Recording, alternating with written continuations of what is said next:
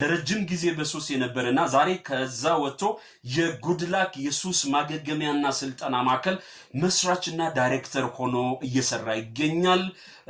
እኛም በስራ አጋጣሚ እናውቀዋለን። በጣም ጎበዝ በተለይ ፓሽኔትድ ሆኖ የሚሰራ ወጣትም ጭምር ነውና ዛሬ እሱን ተሞክሮ ተቋሙም የሚሰራቸውን ስራዎች ታሳቢ አድርገን በጣም ቆንጆ ቆይታ የምናደርግ ይሆናል። በተጨማሪ 9 ሰዓት አካባቢ የተከበራችሁ አድማጮች የስልክ እንግዳ ይኖረናል። ክብርት ወይዘሮ ነፊሳ አልማሃዲን የኢፌድሪ የባህልና ስፖርት ሚኒስትር የባህልና ቋንቋ ልማት ዘርፍ ሚኒስትር ዴታ ናቸው። እሳቸውም በስልክ የተከበራችሁ አድማጮች 9 ሰዓት አካባቢ የምናገኛቸው ይሆናል። በተለይ መንግስት በባህል ልማት ዘርፍ በአሁኑ ሰዓት ምን እየሰራ ነው፣ ሚኒስቴር መስሪያ ቤቱ የባህል ልማትን በተመለከተ ምን አይነት ቅንጅታዊ ስራዎችን እየሰራ ይገኛል። የተከበራችሁ አድማጮቻችን ከክብርት ወይዘሮ ነፊሳ አንደበት የምንሰማ ይሆናል።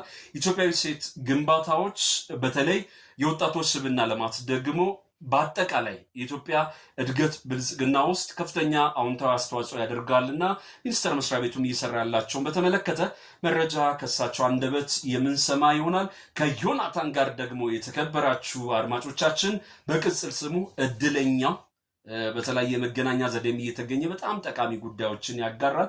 አሺ ታለንቶችም ለሚሰራው ስራ አክብሮታችን ለመግለጽ እንወዳለን። ዮኒ በድጋሚ እንኳን ደህና መጣ። እንኳን ደህና ቆያችሁኝ። አምና ካቻምና ነው የስቱዲዮ እንግዳ አድርገን ቆንጆ ቆይታ አደረግነውና እስቲ ለፈረንጆቹ የገና በዓል እንዳንድ ኢትዮጵያዊም ለትውልደ ኢትዮጵያውያን ለሌሎችም መልካም ምኞትን ግለጽ። ከዛን ጀምር።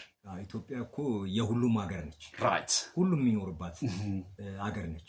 ስለዚህ ሃፒ ኒው ይር በእንግሊዝኛ እንበላቸው። እሺ ሜሪ ክሪስማስ እሺ ብለናል። መልእክታችንን አጋርተናል። እንደው ጥያቄ ልጀምር ነው። በተለያየ አጋጣሚ አንተም በርካታ መልእክቶችን ታጋራለና ለዛ በጣም አክብሮቴን እየገለጽኩኝ አንዳንድ ሰው ይሄ በተለምዶ ምልሰተ ሱስ የሚባል አለ። ሱሰኛ የሆነ ሰዓት ይተዋል እንጂ ጨርሶ አያገግምም የሚባል አመለካከቶች፣ ሀሳቦች አሉና እንደው ከአንተ ልምድ ያርፋል እንጂ ረፍት ወስዶ ይመለሳል ይላልና እንደው ከሱስ መውጣት ያስቸግራል ለሚሉ ሰዎች ከአንተ ልምድ መነሻነት ምን ያህል በዛ ህይወት ውስጥ እንደነበር ዛሬ ከዛ ወጥተህ የተለያዩ ስራዎች እየሰራ እንዳለ አውቃለሁና ይቻላል መንፈሱን አሳየኝ እስቲ። ውሳኔ ካለ ይቻላል። አሁን ምንድነው ዋናው መጀመሪያ ግን ግንዛቤ ነው።